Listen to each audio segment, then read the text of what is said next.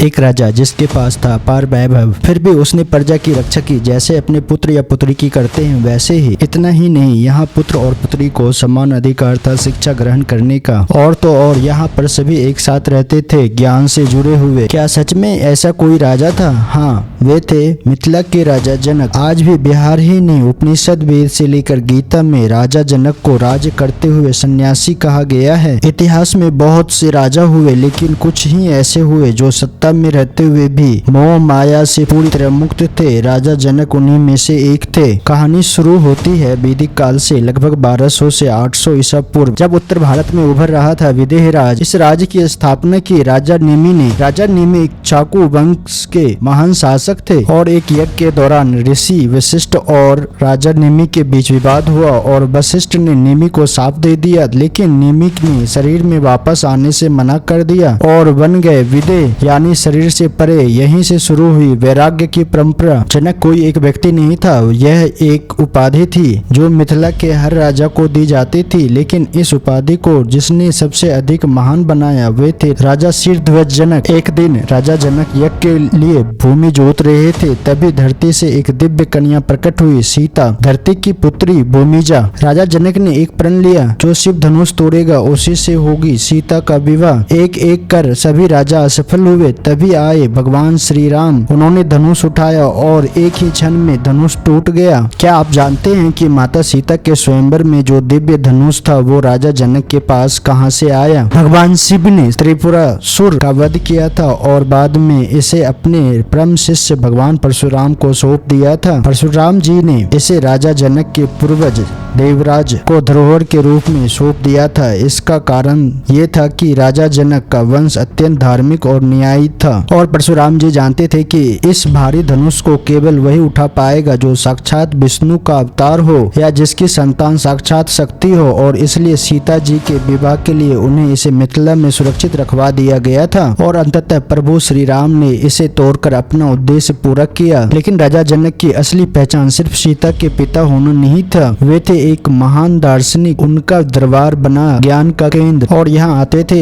याज्ञवल्क्य, गार्गी, अष्टावक्र, जहाँ चर्चा होती थी आत्मा, ब्रह्म और मोक्ष पर। और एक बार अष्टावक्र दरबार में आए, उनका शरीर टेढ़ा मेढ़ा था, लोग उन्हें देखकर हंसने लगे। तब अष्टावक्र ने कहा, आप शरीर देख रहे हैं, ज्ञान नहीं। राजा जनक तुरंत समझ गए यही सच्चा ज्ञान है। इसके बाद राजा जनक और अष्टावक्र के बीच गहन अध्ययन चर्चा हुई। उसी दिव्य ज्ञान को आगे चलकर अष्टावक्र गीता के नाम से जाना गया, जिसे कई विद्वान प्रथम गीता भी कहते हैं। राजा जनक का दरबार सिर्फ सत्ता का केंद्र नहीं बल्कि ज्ञान की सबसे बड़ी परीक्षा का मंच था। एक दिन राजा जनक ने घोषणा की, जो सबसे बड़ा ब्रह्म ज्ञानी होगा वही पाएगा यह पुरस्कार। और दरबार में खड़ी थी हजारों गायें जिनके सींग सोने से सजे थे। तभी आगे आए याज्ञवल्क्य। उन्होंने अपने शिष्य से कहा, इन गायों को ले जाओ। दरबार में बैठे विद्वान चौंक गए। बिना परीक्षा दिए ही पुरस्कार। तब शुरू हुई ज्ञान की सबसे महान बहस। एक एक कर विद्वानों ने प्रश्न किए, लेकिन याज्ञवल्क्य हर प्रश्न का उत्तर देते गए। तभी आगे आई गार्गी वाच्य कण्वी। उन्होंने ब्रह्म और सृष्टि पर ऐसे गहरे प्रश्न पूछे कि पूरा दरबार शांत हो गया, लेकिन याज्ञवल्क्य ने उनका भी समाधान कर दिया। अंत में राजा जनक ने स्वीकार किया, याज्ञवल्क्य ही सच्चे ब्रह्म ज्ञानी है।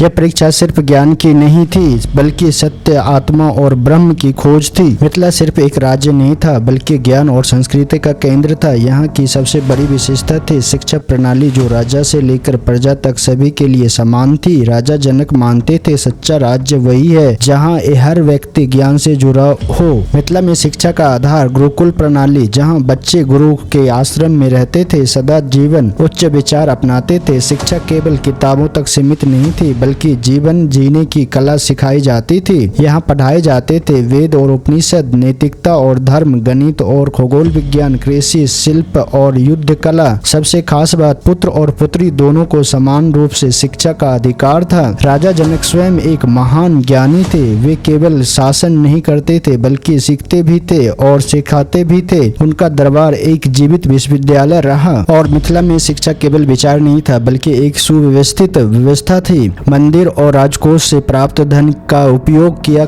जाता था। गुरुकुल के संचालन में, आयुर्वेदिक केंद्र के विकास में और प्रजा की भलाई में। इसी कारण मिथिला की प्रजा थी ज्ञानी, संतुलित, समृद्ध और सुखी। मिथिला की शिक्षा का लक्ष्य था केवल विद्वान बनना नहीं बल्कि एक अच्छा इंसान बनना। मिथिला में राजा और प्रजा के बीच अंतर केवल पद का था, ज्ञान का नहीं। भगवान कृष्ण ने गीता में कहा, जनक जैसा राजा कर्म करते हुए भी मोक्ष को प्राप्त हुए। उन्होंने कभी संसार नहीं छोड़ा लेकिन मन से मुक्त रहे। राजा जनक का संदेश सरल था, कर्म करो लेकिन आसक्ति मत रखो, धन रखो लेकिन उसमें फंसो मत, जीवन जियो लेकिन उससे बंधो मत। राजा जनक एक ऐसा राजा थे जो राज करते हुए भी मुक्त थे, जो सब कुछ रखते हुए भी निर्लिप्त थे। उन्हें कहा गया जीवन मुक्त। आज भी जब हम जीवन में उलझ जाते हैं तो राजा जनक हमें याद दिलाते हैं, असली स्वतंत्र बाहर नहीं मन के अंदर होती है। अगर आपको ऐसी गहरी और सच्ची कहानियां पसंद है तो चैनल को सब्सक्राइब करें और इस वीडियो को लाइक जरूर करें।